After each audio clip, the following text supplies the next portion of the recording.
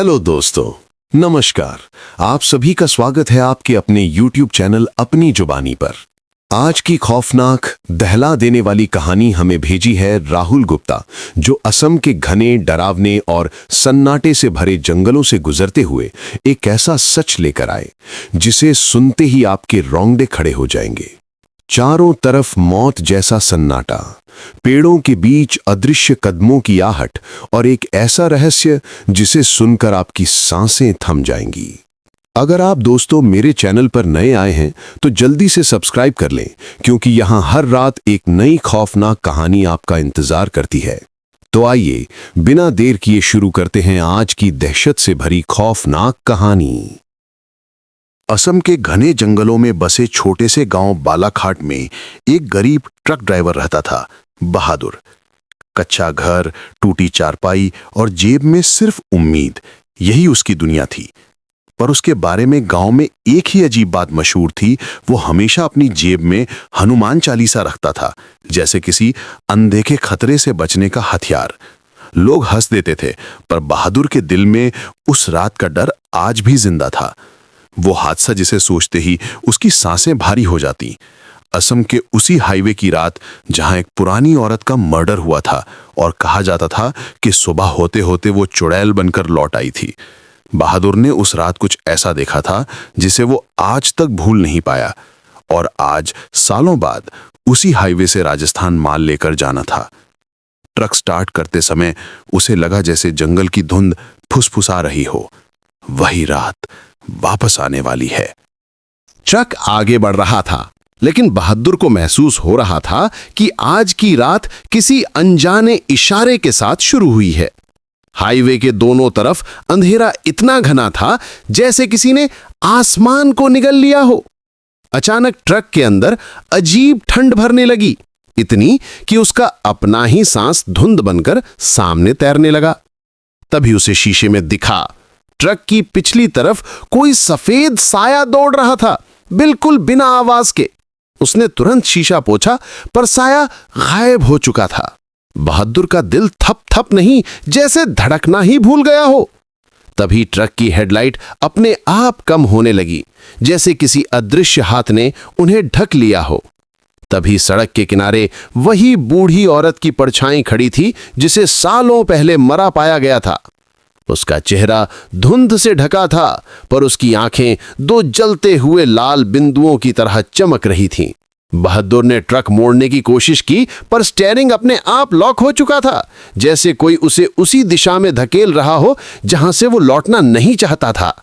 पीछे से एक धीमी आवाज उभरी, बहादुर तू फिर आ गया। बहादुर की गर्दन खुद ब खुद पीछे मुड़ी, मानो कोई अदृश्य ताकत उसे मजबूर कर रही हो। ट्रक के पीछे का अंधेरा अचानक जीवित होता महसूस हुआ, जैसे किसी ने धुंध को पकड़कर इंसानी शक्ल दे दी हो। उस धुंध में धीमे धीमे बूढ़ी औरत का चेहरा उभरने लगा, वही जिसे उसने मरते देखा था। लेकिन इस बार उसका चेहरा इंसानी नहीं था। आंखें काली खो में बदल चुकी थीं और उसके होठों पर एक टेढ़ी मुस्कान फैल रही थी, जैसे वो बहादुर को पहचान गई हो। बहादुर का शरीर पसीने से भीग चुका था, मगर ट्रक की हवा अब भी बर्फ जैसी ठंडी थी। उसने एक्सीलरेटर पूरी ताकत से दबाया, पर ट्रक जैसे कीचड़ में धंसा हो, रफ्तार बढ़ ही नहीं रही थी। पीछे से फिर वही आवाज आई, धीमी, खुरदरी और इंसान जैसी बिल्कुल नहीं। तूने मुझे उस रात देखा था, याद है? बहादुर का दिमाग सुन पड़ गया। यह वही रात थी जब उसने सड़क किनारे उस बूढ़ी औरत को किसी अजीब परछाई से लड़ते देखा था, और फिर अचानक वो गायब हो गई थी। उसने सारी जिंदगी ये राज छुपाया, पर आज लग रहा था जैसे वो राज ही उसकी जान लेने लौट आया हो। तभी ट्रक के अंदर साइड मिरर अपने आप मुड़ा और उसमें किसी के लंबे काले बाल हिलते दिखाई दिए, किसी के जो सीट के ठीक पीछे बैठ चुका था। बहादुर का दिल धड़क नहीं रहा था, जैसे किसी ने उसे मुट्ठी में जकड़ लिया हो। सीट के पीछे जो मौजूद था, उसकी सांस बहादुर की गर्दन तक ठंडी धुंध बनकर पहुंच रही थी। लेकिन बहादुर हिम्मत नहीं जुटा पा रहा था कि पीछे मुड़कर देख लें। अचानक ट्रक के अंदर सब कुछ शांत हो गया। इंजन की आवाज, टायरों की घरघराहट, हवा की सीटी, सब गायब। पूरा ट्रक मानो हवा में लटक गया हो। बहादुर ने कांपते हाथों से हनुमान चालीसा छुई। तभी उसके कान के बिल्कुल पास एक सरसरा की आवाज फुसफुसाई, पढ़ ले अगर पढ़ सकता है। उसकी रीढ़ में बिजली दौड़ गई। वो धीरे से पीछे देखने ही वाला था कि तभी ट्रक जोर का झटका खाकर खुद ब खुद रुक गया। बाहर काली धुंध घूमते हुए इंसानी आकार ले रही थी और उसी धुंध से बूढ़ी औरत की सड़ी उंगलियां बाहर निकली, जैसे वो ट्रक का दरवाजा खोलने आ रही हो। बहादुर ने स्टीयरिंग पकड़कर खींचा, पर दरवाजा अंदर से ही खड़खड़ाने लगा, जैसे कोई जोर जोर से खटखटा रहा हो। अचानक शीशे पर खून जैसा लाल निशान उभरा और उस पर उंगलियों से लिखा था, सच बोल दे वरना आज तेरी मौत मेरी जैसी होगी। बहादुर की सांसें रुक गईं। उसे समझ नहीं आया आखिर कौन सा सच। बहादुर का दिमाग सुन्न पड़ चुका था, पर उस लाल खून जैसे निशान में लिखे शब्द उसके अंदर हजारों सवालों की आग जला रहे थे। आखिर वो कौन सा सच था जो वो छुपा रहा था। तभी अचानक ट्रक की बत्ती अपने आप बंद हो गई और अंदर इतना अंधेरा भर गया कि बहादुर को अपने हाथ भी नजर नहीं आ रहे थे। अंधेरे में एक धीमी कराहती हुई आवाज गूंजने लगी, मानो कोई दर्द से बिलबिला रहा हो। अगले पल वो कराह सीधी बहादुर की सीट के नीचे से उठी, जैसे कोई नीचे रेंग रहा हो। सीट हिलने लगी। बहादुर ने तुरंत पैर ऊपर खींचे, लेकिन तभी किसी ठंडी हड्डी जैसी उंगली ने उसके टखने को पकड़ लिया। उसके गले से चीख भी नहीं निकली। वो उंगली धीरे धीरे ऊपर चढ़ने लगी, जैसे कोई उसे अंधेरे में खींच लेना चाहता हो। तभी बाहर से वही बूढ़ी औरत की परछाई खिड़की पर चिपक गई। इस बार उसका चेहरा पूरा सड़ चुका था और आंखों में सिर्फ खून का लाल गड्ढा बचा था।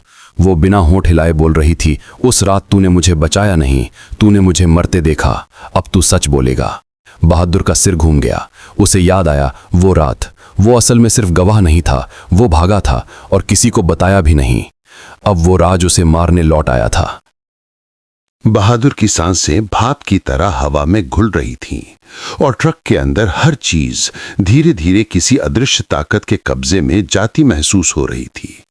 सीट के नीचे से आई ठंडी उंगली अब उसकी पिंडली तक पहुंच चुकी थी, जैसे कोई उसे अंधेरे में खींचकर गुम कर देना चाहता हो। बहादुर की जेब में रखी हनुमान चालीसा अचानक गर्म होकर धड़कने लगी, मानो उसके अंदर कोई चेतावनी की आग जल रही हो। बहादुर ने कांपते हाथों से उसे निकालने की कोशिश की। तभी बाहर वाली बूढ़ी औरत की परछाई खिड़की पर चढ़ती हुई अंदर झांकने लगी। उसकी गर्दन एक ओर झुकी थी, जैसे किसी ने जोर से तोड़ दी हो। उसकी आंखें बहादुर की आंखों से ऐसी भिड़ी कि लग रहा था उसकी रूह खींचकर निकाल लेगी। तभी अंदर से दूसरी आवाज आई, औरत की नहीं, किसी और की, एक छोटी बच्ची की। अगर तू रुक गया होता तो मैं भी बच जाती। बहादुर का सीना फटने लगा। अंधेरे में सीट के नीचे से अब एक छोटे हाथ की हल्की पकड़ उभरी, वही हाथ जिसे उसने उस रात देखा था, बूढ़ी औरत की पोती का। वो बच्ची भी उस रात मरी थी और बहादुर ने सच में उसे देखा था, पर डरकर भाग गया था। अब दोनों की आत्माएं ट्रक में थीं और बहादुर को नहीं पता था कि आगे कौन सी रूह उसे पकड़ने वाली है। बहादुर का दिमाग अब डर से सुन्न पड़ने लगा था। ट्रक के अंदर बच्चे का छोटा हाथ उसकी पिंडली से ऊपर चढ़ रहा था और बाहर खिड़की पर लटकी बूढ़ी औरत की परछाई खून टपकाते हुए शीशे को खरोंच रही थी। हर खरोंच के साथ शीशे पर एक लकीर बनती जा रही थी, धीरे धीरे, जैसे किसी को याद दिलाने के लिए कि मौत धैर्य से इंतजार कर रही है। तभी ट्रक की हेडलाइट अचानक अपने आप जल उठी और सामने का जंगल पल भर में उजला हो गया।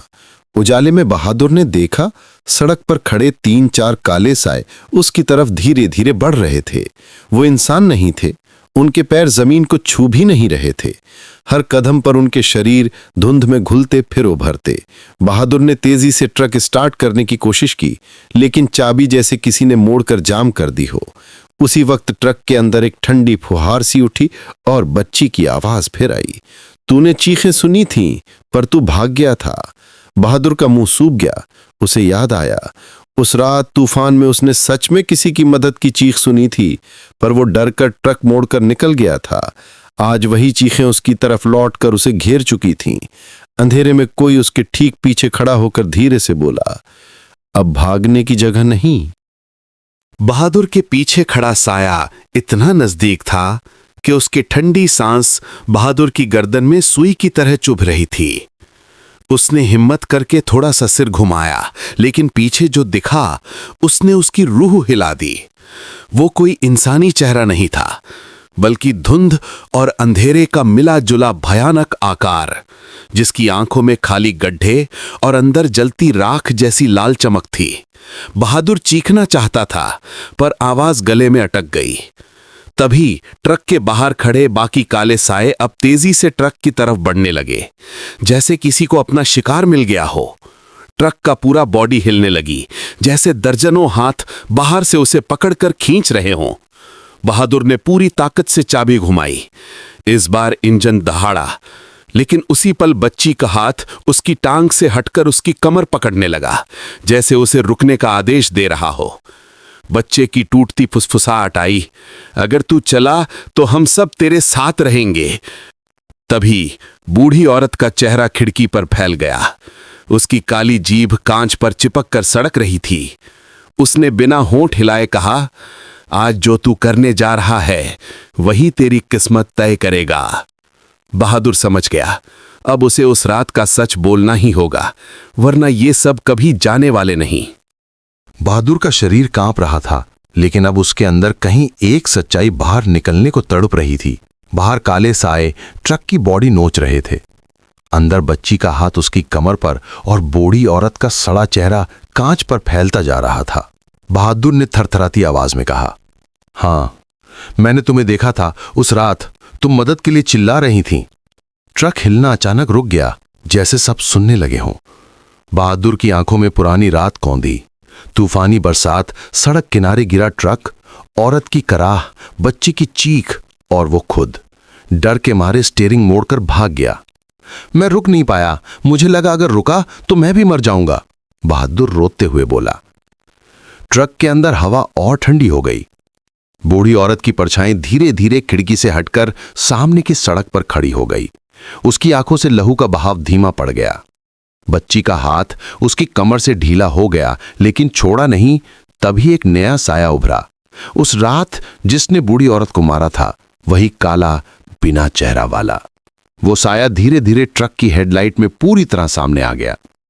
बहादुर ने महसूस किया वो उसी का इंतजार कर रहा था, उसके सच का नहीं, उसकी जान का।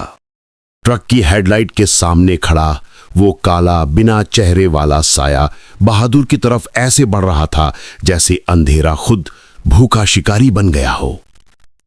हवा भारी होती जा रही थी, हर सांस जैसे सीने में फंस रही थी। बूढ़ी औरत और बच्ची की रूहें साए के दोनों ओर खड़ी थीं, मानो किसी अंतिम फैसले की गवाह बनकर। बहादुर ने कांपते हाथों से हनुमान चालीसा उठाई और पढ़ना शुरू किया। पहले स्वर फटे हुए निकले, पर फिर उसकी आवाज मजबूत होने लगी। जैसे जैसे शब्द हवा में गूंजे, साया पीछे हटने लगा। उसके भीतर से राख जैसी लपटें उठने लगी। अचानक साया दर्द से मरोड़ा। उसकी चीख ने पूरा जंगल हिला दिया। उसी चीख के बीच बूढ़ी औरत और बच्ची उसकी तरफ मुड़कर मुस्कुराईं और फिर धुंध में घुलने लगी, जैसे उनकी आत्माएं आखिरकार मुक्त हो गई हों। आखिरी चौपाई के साथ साया फटकर काले धुएं में बदल गया और हवा में बिखर गया। ट्रक के अंदर सन्नाटा छा गया। बहादुर ने गहरी सांस ली। सालों का बोझ जैसे अचानक उतर गया हो। और यहीं पर बहादुर की ये डरावनी आपबीती खत्म होती है।